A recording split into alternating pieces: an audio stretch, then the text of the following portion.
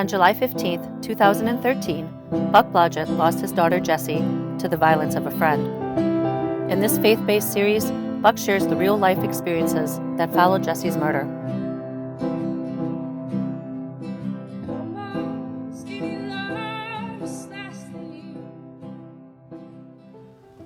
For those of you who don't know me and my story, we lost my daughter Jessie almost 6 years ago now. She was 19 years old.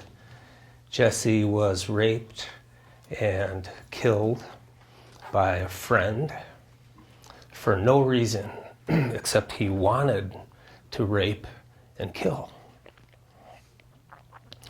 That night, after the day-long detective interviews and after the squad cars in the DA's office and the first responders had all pulled away, after the medical examiner pulled away with Jessie, and Joy and I were a family of two again, the house was deafeningly silent and desperately empty.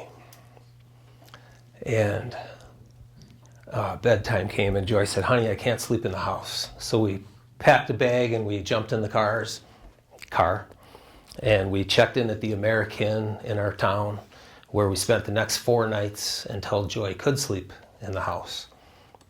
The first 3 of which I didn't sleep a wink. 3 days, 3 nights, no food, no sleep, didn't need to, didn't want to, running on adrenaline, running on energy. Time had stopped for me. The world stopped. And the only thing that mattered was Jessie and what happened. That night, we weren't in the hotel room the whole night. Joy and I walked the streets of our town through much of the night, but we came home with the morning light. And back to the empty, quiet, and I couldn't take it. About 2 hours of that, and I said, "Honey, can we go for a walk? Can we go around the neighborhood? I gotta get out. Boy, I really know how to bring up a crowd in the morning, huh? It'll get better, I promise." He promises. So Joy says no, because she knew something I hadn't thought of, which was we would be swamped with neighbors and questions that she didn't want yet, wasn't ready for yet. So we compromised. We agreed to go down to the bottom of the driveway and just breathe the free air for a minute. Sure enough, we're standing down there. Next door neighbor Peggy comes running. The 3 of us are standing face to face in a 3-person circle at the bottom of my driveway, 20 feet from Wayside Drive, our road. And we're telling Peggy everything that happened. And we're crying and we're hugging. And out of the corner of my eye, out of the bush in Peggy's yard, I see a big, beautiful monarch butterfly fly out of the bush, right behind the girls, right in front of me, about 10 feet in front of me, eye level, not like bouncing in, you know how butterflies like bouncing with the wind usually? Slowest, straightest line you ever saw a butterfly fly. Right in front of me. Now, I'm sure all of you guys would have just been, oh, a butterfly. But for me, just something about it just grabbed my attention and my awareness. And the butterfly goes all the way across the yard. It's about to disappear out of my field of vision because I'm fighting to stay present with Joy and Peggy. And it's about to disappear in the apple trees, and I see out of the corner of the other eye, it stops, stays right there for a couple seconds. This isn't even the part I'm supposed to cry. Turns around and comes back. Same exact flight path, slowest, straightest line you ever saw. And the dang butterfly proceeds to go back and forth from the bush in Peggy's yard to our apple trees, same exact flight path, for like 5 minutes. Well, at some point I completely lose focus, obviously, because Peggy's looking right at me. And then she turns and she looks right where I'm looking. She looks over her shoulder, she sees the butterfly. She turns back to me and she says, "That's Jessie." And then,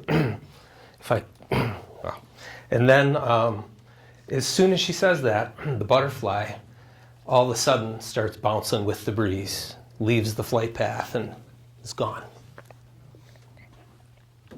But I'm an atheist 6 years ago. And I don't ever, even now, I don't ever want to believe in anything because I need to or because I want to. But only if it's true. Only if it seems compelling and obviously true to me do I want to believe in something. So I forget about the butterfly. Forward in time now through the rest of that day into the night. It's 3 a.m. now, second night in the hotel room at the American. Joy's dozing off for the first time in 2 nights. I am wired. I don't have a prayer getting to sleep. I am bouncing off the walls. And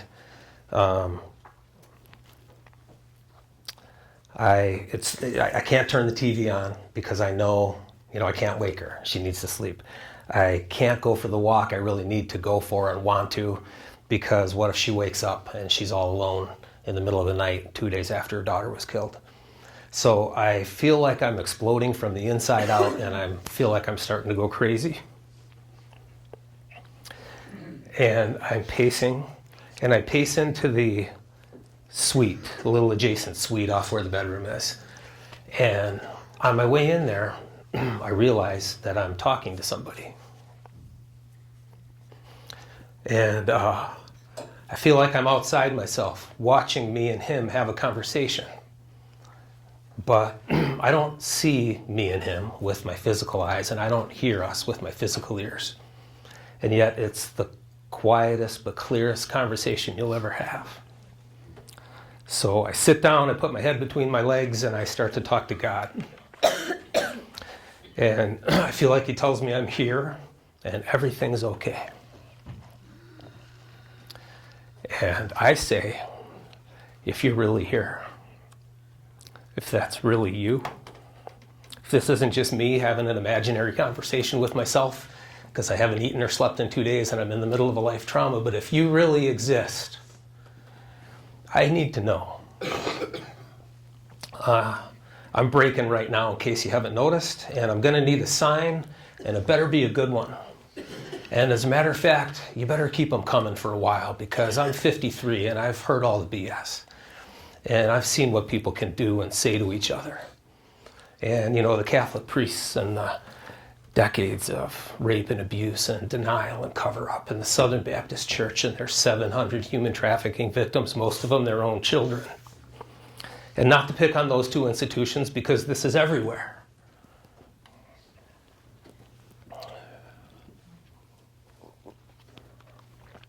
All these words are coming out of me like time had, I don't know how to explain it, but all these words are coming from me, not out of my mouth, but like simultaneously. And in the moment I say I'm going to need a sign, and it better be a good one, he says, I already gave it to you.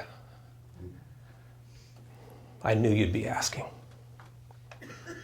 And I flash back through the night, through the day, and I land that morning at the bottom of the driveway with Joy and Peggy and the butterfly.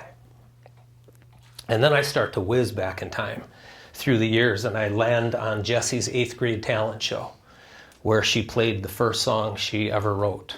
And Joy and I had never heard it, because she was so shy in 7th grade when she wrote it that nobody ever heard that song except for her 2 neighborhood buddies since they were this big, Tram and Nikki. And Jessie comes out on stage, and Tram and Nikki happen to be at the table right in front of us. And they jump up and they start screaming bloody murder like a couple of middle school girls, like the Beatles had come to America again. Jessie, Jessie, oh my God, oh my God. And they turn to their table and go, you guys, you gotta hear this song, it's unbelievable. And I'm like, whoa. So she comes out, my heart's pounding, because I just know she's gonna screw up and she's gonna have a traumatic experience. And she sits down and she starts to play the piano. And she starts to sing. And you could have heard a pin drop the whole song. And she finishes. And a solid 2 or 3 seconds of just like stone silence. And then the whole place explodes and she brought the house down.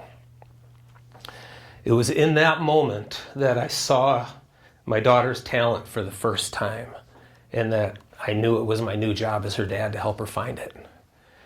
And it was my proudest moment. It's funny how you work. I got a lot of proud moments with this kid, but this was my top of the list, number one proud dad moment. And the name of the first song Jesse ever wrote and played in public that day, brought down the house in 8th grade, Butterflies. Wow. Ask, and you'll receive. Seek, and you will find. Knock,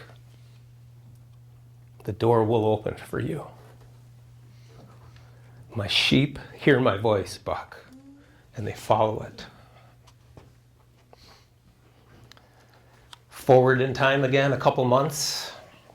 It's a Thursday morning, I'm off work. I'm a newbie on Facebook. I call for a spontaneous Remembering Jessie hike on the trails of Pike Lake, where her and I used to spend a lot of time. And about a dozen people show up, spur of the moment, some of her friends, some of my friends, a couple neighbors. And we walk and we talk and share memories and thoughts for a couple hours on the trails. And halfway around, somebody says, "Tell the butterfly story," because I couldn't help myself. In the last couple months, I'd told it. And Ben, who was a friend of Jesse's, who didn't know anybody there except me, Ben was 2 years older. He was kind of a mentor. Jesse idolized him and loved him. He was one of two people, Ben and Val, who introduced her to this whole issue of male on female violence and got her inspired to do something about it. So Ben's there, and halfway through the butterfly story, he says, "What kind of butterfly was that again?" And I said, "It was a big, beautiful monarch butterfly." So walks over, hour later, we all pile in the cars. Ben and I'm driving him back to my house where he parked. And he turns to me and he says, "You know, I work on an organic farm in Washington County. And a couple days ago, I'm out in the field, big field, all alone, only one out there. And I look and I just see a big, beautiful monarch butterfly out in the distance. And it's flying towards me. And it's coming closer and closer and closer, and it comes like right to me." And Ben says, "It lands in a tall stalk of grass about 10 feet in front of me." And he says, "Something about it just drew me." So I started to walk towards it, and as soon as I did, it just came to me, this is Jesse. Now Ben's an atheist too, just like me. And so now he's got my attention. Sound a little familiar so far? So I said, "Yeah, what happened?" And he goes, "Well, I get closer, and I get so close, it's right here, and it never flew. It was a foot in front of my face." And I said, "What happened?" And he said, sheepishly, he goes, "I started to talk to the butterfly." And I said, "You talked to the butterfly?" He said, "Well, not out loud in words, but I felt like we communicated." And I'm like, "What'd you say?" And he said, "Well, I asked the big question." And I said, "What's the big question?" And he said, "Well, you know, the big question about death and life and afterlife and the nature of reality." And I said, "Did the butterfly answer?" And he said, "Well, not out loud in words you could hear, but I felt like I heard it right here." I said, "What did it say?" And he said, "Well, something like the truth about the nature of reality, life, death, and afterlife, spirit. It's too big to fit, to package inside an answer to your limited human question and your limited human thinking," which was a conversation that Jesse and I had had. What was that song? "Overwhelmed by your spirit, Lord." Gosh, I can barely get through this. A conversation Jesse and I had a couple of weeks before she was murdered as we walked around Pike Lake. Ask, seek, knock. The door will open for you. You will receive, you will find. Now, we don't always receive what we want, when we want, how we want, in the form we're looking for when we ask. Yes? Sometimes. How many are parents? Remember when your kids were this big and they went trick-or-treating, they came home with a big, huge bag full of candy and they just knew, that's good, I want that, and they wanted to sit down and eat the whole thing in one sitting? And you, as a good parent, said what? You said no, right? because you had a larger perspective than them, and you had information they didn't have, and about choices and consequences, and as does our Father, who, when we see something in life that we know is good, I want that. That thing, that money, that position, that woman, that man, that something. But He, looking from an eternal perspective, always from the perspective of what's good for our growth and development of our spiritual selves and our souls, according to the direction He has for us, according to the vision He has that He's created us in, who He wants us to be. So sometimes the answer is no. Sometimes the answer is not yet. First, Buck, I need you to wait on me before I blow you away with an answered prayer. First, I need maybe for you to do some inner work, to develop something inside yourself. I don't know, maybe a little patience. It's not one of my strong points, those of you who know me. Maybe a little trust, a little faith in me, a little inner strength. I don't know. So sometimes the answer is no, sometimes the answer is not yet, sometimes the answer is right in front of us and we missed it, like the butterfly at the bottom of the driveway, because it didn't yet have eyes to see, ears to hear, or a heart to receive. But the answer is always there. Ask, you'll always receive. Might not be what we want, when we want, how we want, in the form we're looking for, but it will always be, from an eternal perspective, what's good in terms of us fulfilling His design and His plan for us. Forward in time again, now it's a year later. I'm at the Perk Place with Mariah. Mariah is a good high school friend of Jesse's. She, 4 years of orchestra, choir together, all the musicals, all the plays, state solo ensemble competitions, forensics meets, same performing arts family, same family that Dan was in, the young man who took my daughter's life. Mariah says, I'm driving to Walmart, gotta go shopping, and my phone rings and I look and I see it's my dad. Mariah's dad's the mayor. Was then, still is. He says, Mariah, you got a letter from the DA's office. He thought she was in trouble. Mariah says to me, my heart sunk. I knew what that letter was. It was a summons to come in and talk to the DA and maybe testify in Dan's trial. Now, Mariah was not only good friends with Jesse, she was better friends with Dan and best friends with his older sister, knew the family well. The prospect of testifying at Dan's trial for the intentional homicide of Jesse Blodgett in front of both families was horrifying for Mariah. So she says to me that I started to cry, pulled into Walmart, parked, broke down, started sobbing. Then I started talking to Jesse. And I asked her for guidance. And I felt like she gave it to me. And I felt like she told me everything's okay. There it is again. The great okayness. The peace that surpasses understanding. And I felt like she said, whatever words you need, if and when you ever need them, you will have. And I feel like she told me, if you need me, when you need me, I'm there. And those are three things that I feel like Jesse's told me for 6 years now, many, many times also. So Mariah says, I wipe my tears, I feel better, I clean up, I hop out of the car, lock it, start across the parking lot to go in and do my shopping at Walmart. And then she starts talking about how much she hates bugs and how a bug landed on her and she went to kill it. Big, beautiful monarch butterfly landed on her shoulder. Might not have my facts right on this one, but it was either the only time or one of 2 times, I think, that monarch butterfly has landed on Mariah in 26 years. Interesting timing. Those are 3 of 12 butterfly events that happened to me, Jesse's friends, my friends, a local banker who I barely knew, who reached out after she heard the butterfly story and wanted to share her butterfly story. A chiropractic colleague from Milwaukee area who I didn't know, who heard the butterfly story, reached out, wanted to share his. and many others. They were followed by about a dozen more progressively crazier, more amazing, and more beautiful things that I used to call signs, and now I just call them answers to a lonely, desperate, 3 a.m. American hotel room plea and prayer when I was at one of my most broken times in life.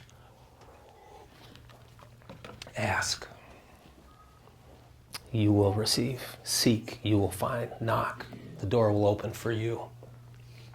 My sheep hear my voice, and they follow it. Now, how do I know it's you, Father? There's a lot of voices in this world, aren't there? Did you ever watch Fox News, CNN, and MSNBC for 10 minutes each on the same day? I think you live on 3 different planets, right? All my friends, God love them, and me, each one of us with our own, everyone in this room with our own unique set of opinions and worldview, the way we see things, the way we see the world. Every one of us convinced that the way I see the world is the way it is. And if anybody sees it different than I do, like radically different, if they're on the other side of the political fence or religious fence or any fence at all, well, they're A, they're wrong, and B, they're stupid. Isn't this what the world teaches us today? Someone has the opposite opinion of you, they're just stupid. Don't all the Republicans think the Democrats are stupid for seeing things the way they do? Don't the Democrats think the Republicans are stupid for seeing things the way they do? Have you ever been on Facebook for 10 minutes lately? Doesn't everybody think everybody's stupid for seeing things different than the way we do? Isn't it the height of arrogance and ignorance, maybe, for me to think that because you see things opposite that I do, another child of God, equally valuable in his eyes, who has a whole different set of life experiences that make them see the world the way they do, whole different psychology, brain chemistry, DNA, that only he knows the path he has each one of us on, each individual journey for whatever reason, that only he knows the plans he has for each one of us. Isn't it the height of arrogance on my part to think that that person's stupid, that other child of God is stupid because their opinion is opposite of mine? Can we afford the arrogance of living our lives as if there's something that there's nothing that we don't know, the knowing of which changes everything? I know I can't anymore. I did for 53 years, always kind of thought I was better than most people, smarter than most people. Still wrestle with that every single day. It took the death of my daughter for me to start to shift how I see things. It took me to get that broken. Anyway, a lot of voices in this world. Friends, media, social media. How do I know when it's you? I know you talk to us, Father, through not only Scripture, but through people, through life events, circumstances, nature. How do I know when it's you? Well, Buck, if you would have spent a little more of those first 53 years in that book I inspired a couple thousand years ago for you, might not be asking right now, but here it is. When you're hearing from me, when you're hearing my voice, the voice of the Holy Spirit whom I send you, then what comes with that, what comes with the voice of Spirit is the fruits of Spirit. The fruits of Spirit, Father? Get busy, Buck. They're in that book. There's 9 of them. We'll keep it simple for you today and just deal with the first 3. Love, peace, and joy. Deep love, profound peace, great joy. When you're hearing from me, when you're letting me fill you with my presence, well, that's what my presence is. That's who I am. That's what I am. Love, peace, joy. If you're filled with a lot of other stuff, if we're filled with anger, hostility towards others, judgment of others, judgment of self, resignation, disillusionment about life. Ever been there? Anyone? Cynicism, skepticism, depression, fear, anxiety. If we're filled with those things, You're spending too much time listening to the voices of the world, not enough time listening to my voice. Because my voice doesn't fill you with those things. My voice fills you with my presence, which is the fruits of Spirit, deep love, great joy, profound peace. Now, I didn't just say that when we're present to the fruits of Spirit, that we'll have no pain, no struggles, no troubles. Didn't say that. There was a ton of pain, obviously, when Jess was murdered, but there was something else that came into the picture, too. It was the presence. It was the deep love, the peace, and the joy, and that changes everything. I don't know why we have to struggle in this world. I wish he'd just tell us the whole plan, Maybe that's coming later, I hope. I don't know why. I don't know. But I suspect it's not just that God's mean and he wants me to suffer for 85 years before I go to heaven. I suspect there's a deep spiritual value, maybe, or something that I don't get while I'm here in the middle of it. That there's a point here. Don't know, but I do know that he sent his son to tell us, in this world you will have trouble. Don't expect heaven on earth. We have an eternity of problem-free living reserved for us. But first we got to go to school. Don't expect heaven on earth. In this world there will be trouble. Did you ever see History Channel, Channel 50, cable TV show, Forged in Fire? Oh, you guys, you got to see it.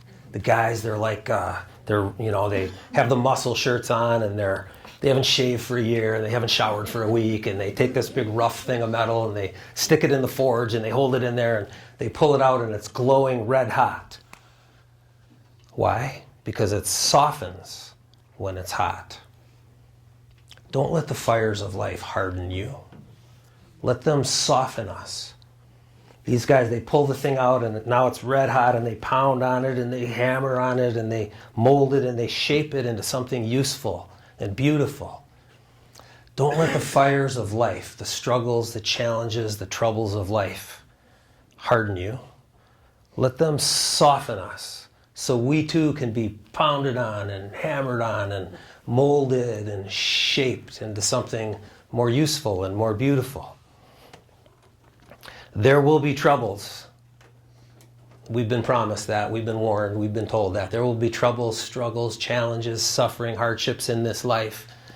There will be troubles, but always available in infinite quantity is also the fruits, love, peace, and joy, and they change everything. Everything. Just ask. Just seek. Just knock. You will find. Maybe not when you want, what you want, how you're looking for, but you will find. You will receive. The door will open for you. My sheep hear my voice, and they follow it.